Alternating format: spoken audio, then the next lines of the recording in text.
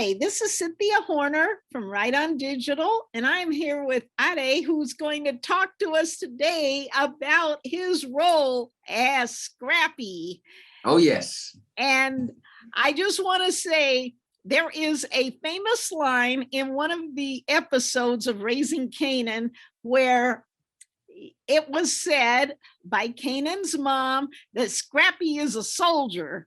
And she made that statement after you got injured.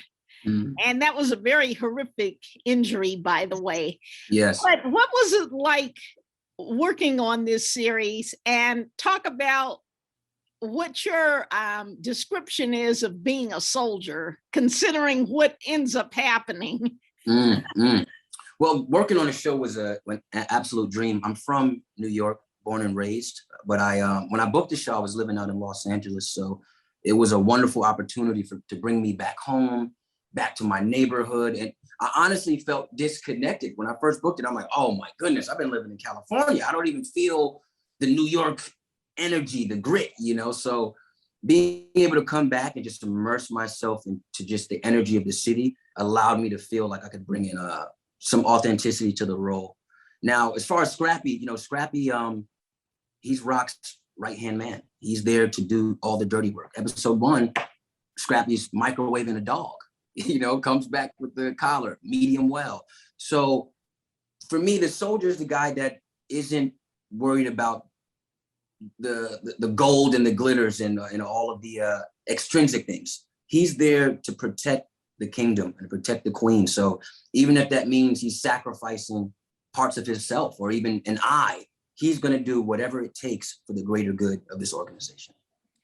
Now, in terms of the eye, what was it like filming that scene where all that stuff started happening? Because I was like, oh my God, but it was a jaw-dropping moment. Yeah, it was definitely something to get used to, but I love a challenge. Once they took away my eye, I felt like all my senses were compromised. I'm walking around on set like, help, I need help stepping off the curb.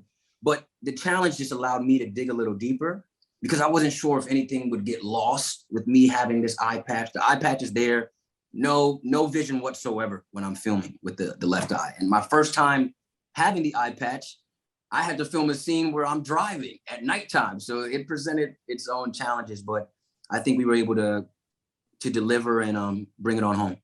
Oh my God. So now on August 21st, the fans are going to see something really sad happen. Yeah. How did it make you feel to know that this was the end? Oh man, when I first found out, I was devastated. Only because I really enjoyed working on this show. I really enjoyed being back in New York. And I'm like, whoa, this is my first time working in New York where I'm from. And I'm like, man, I could see this becoming something that I could get used to, and I was hurt a little bit, but then at the same time, I'm like, this is the nature of the game. And I'm happy that I was able to do so much as Scrappy within the first and second season. So I'm at peace with it. I'm sure I shot this a year ago, so I've been at peace with it, but now it's all starting to come back and people are like, oh, Scrappy, no, I hope they don't kill you, man. I hope you don't die. So it's coming back, but it only lets me know that I did my job. If people are invested in the character, then I'm at peace. Well, yes, you have definitely done your job and you are in the Power universe. So you are immortal. And everywhere you go, people are going to say that they know you as Scrappy from Raising Kanan. Wow. And I know we have to close out, but just give us one little nugget, what it was like working with Mikai and Yes.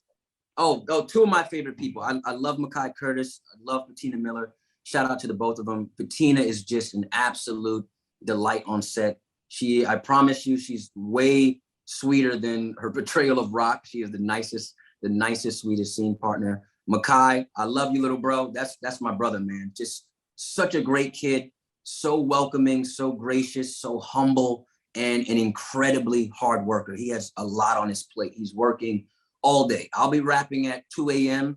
and Makai's got 3-4 more scenes to film. And he's got his game face on, no complaints. And honestly, I'm inspired by both of them, all of the cast members, if I'm being honest. Well, thank you for this wonderful interview, and we look forward to seeing you in lots more television and films. Awesome. Thank you so much, Cynthia. Okay, thank you. Goodbye. Bye.